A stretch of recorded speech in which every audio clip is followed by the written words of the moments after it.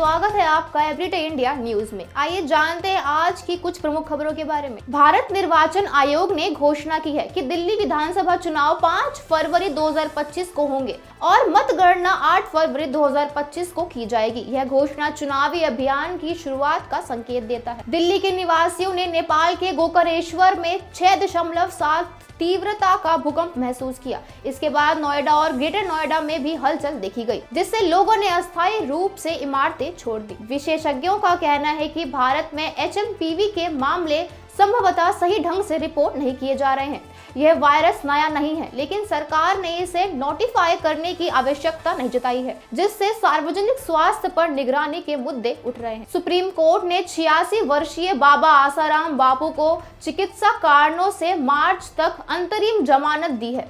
इस दौरान उन्हें अनुयायियों यानी उनके फॉलोअर्स से मिलने पर प्रतिबंध रहेगा। RSS से जुड़े श्रमिक संघों ने बजट वार्ता में कई सुधारों का प्रस्ताव रखा है, जिसमें 10 लाख रुपए तक की आय पर टैक्स में छूट और मनरेगा को बढ़ाकर 200 दिन का काम प्रदान करने का सुझाव दिया गया है। सुप्रीम कोर्ट ने 4 साल के बच्चे की कस्टडी के लिए दादी द्वारा दायर याचिका खारिज कर दी, यह कहते हुए कि कानूनी प्रक्रिया और एक जीवित माता पिता की उपस्थिति पर ध्यान दिया गया है। असम में एक दुखद घटना में 3 खनिकों की माइन में बाढ़ के कारण मौत हो गई है। बचाव कार्य जारी है और सेना के गोताखोरों को मदद के लिए तैनात किया गया है। जन सुराज पार्टी के संस्थापक प्रशांत किशोर को पटना में अनशन के दौरान स्वास्थ्य खराब होने के बाद अस्पताल में भर्ती कराया गया।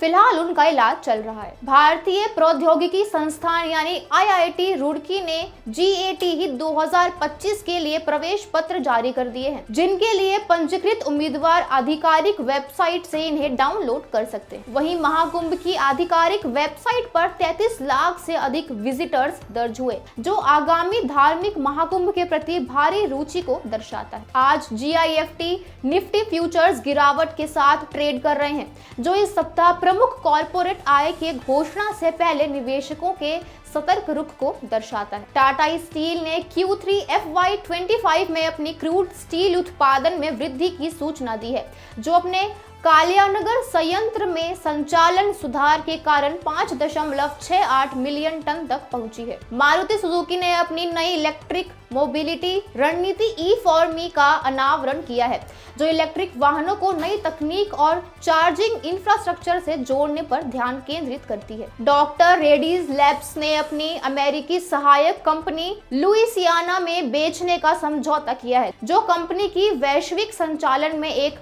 रणनीतिक कदम है। विश्लेषकों का मानना है कि 2025 में भारत को वैश्विक अनिश्चितताओं और घरेलू मुद्रास्फीति के दबावों के कारण आर्थिक चुनौतियों का सामना करना पड़ेगा। वहीं दिल्ली विधानसभा चुनाव के लिए राजनीतिक दल अपने अभियान को तेज कर रहे हैं, खासकर शिक्षा और स्वास्थ्य जैसे प्रमुख मुद्दों पर ध्यान केंद्रित करते हुए वोटरों को आकर्षित करने की कोशिश की जा रही है। पर्यावरण कार्यकर्ता प्रमुख शहरों में वायु गुणवत्ता और प्रदूषण के स्तर पर चिंता जताते हुए अधिकारियों से संभव कदम उठाने की मांग कर रहे हैं। राज्य भर में इस महीने स्थानीय धरोहर को मनाने और पर्यटन एवं सामुदायिक सहयोग को बढ़ावा देने के लिए विभिन्न सांस्कृतिक त्योहार आयोजित किए जा रहे हैं। हाल ही में कृषि भूमि अधिकारों पर कुछ महत्वपूर्ण फैसले दिए गए हैं, जो भारत भर में भूमि अधिग्रहण से संबंधित विवादों को प्रभावित कर सकते हैं। वहीं भारतीय तेज गेंदबाज जसप्रीत बुमराह की इंग्लैंड के खिलाफ आगामी वनडे मैचों में भागीदारी चोटों के कारण अनिश्चित है, जिससे टीम की संरचना पर सवाल उठ रहे हैं। तो ये थी आज की कुछ खास खबरें। ऐसी और जानकारी के लिए जुड़े रहिए एवरीडे इंडिया न्यूज के साथ। धन्यवाद।